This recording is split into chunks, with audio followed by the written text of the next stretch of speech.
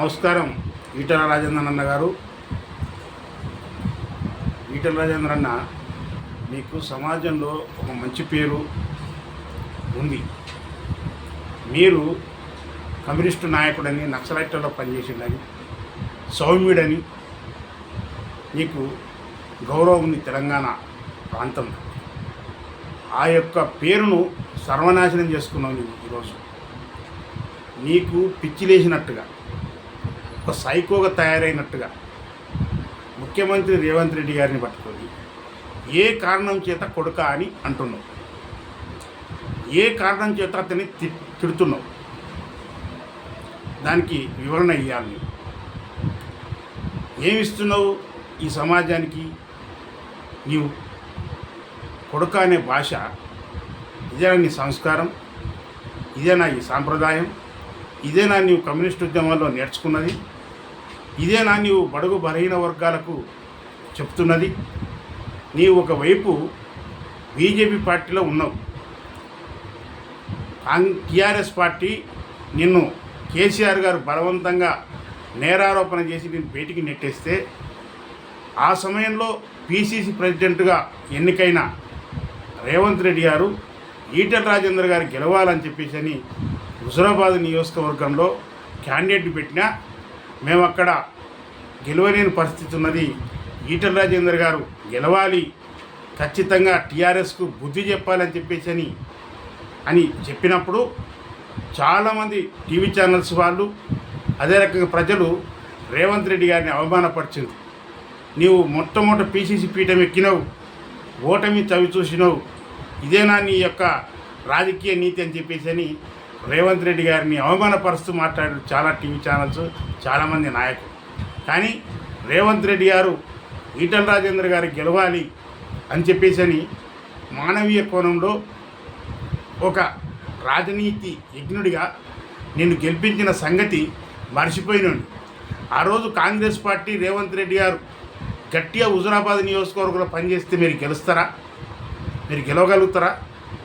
ఈరోజు ఆయన పెట్టిన భిక్షనే హుజురాబాద్లో నువ్వు గెలవడము, ఆ తర్వాత నాయకుడిగా మళ్ళీ నువ్వు బీజేపీలో నిలదొక్కుకోవడం, అదే రకంగా మొన్న అసెంబ్లీ ఎన్నికలలో ఓడిపోతే పార్లమెంటులో మళ్ళీ ఉన్నది అని చెప్పేసి ప్రజలందరూ కూడా ప్రధానంగా ముదిరాజు కులానికి చెందిన నిన్ను రాజకీయంగా నిలబెట్టాలని చెప్పేసి ప్రజలు ఆలోచన చేసుకొని నేను గెలిపించుకున్నావు.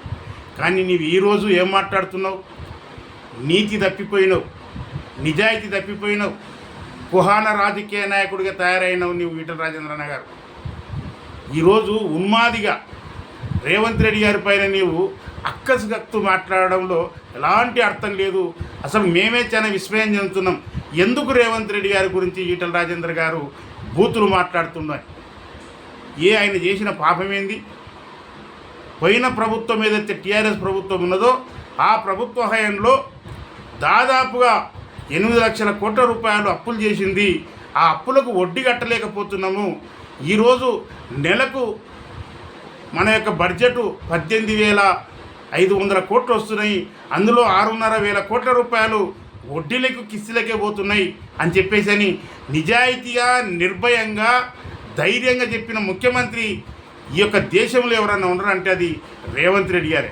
రాష్ట్ర పరిస్థితులను, గత ప్రభుత్వాలు చేసిన అవినీతిని, ఆ యొక్క దోపిడీ విధానాన్ని తెలియజేస్తూ ఇది పరిస్థితి, మన రాష్ట్ర పరిస్థితి, మన ఆర్థిక పరిస్థితి అని చెప్పేసి ప్రజలకు వివరిస్తే అది అర్థం చేసుకున్న ప్రజలు రేవంత్ రెడ్డి గారిని నిజాయితీని మెచ్చుకుంటున్నారు.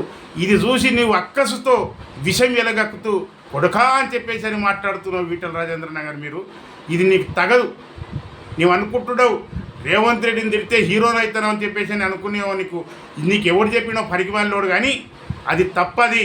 నీకున్న గౌరవం పోయింది, మర్యాద పోయింది. సమాజంలో ఇదేనా ఈటల రాజేంద్ర గారు సమాజానికి నేర్పిస్తున్న భాష అని చెప్పేసి అనుకుంటున్నారు.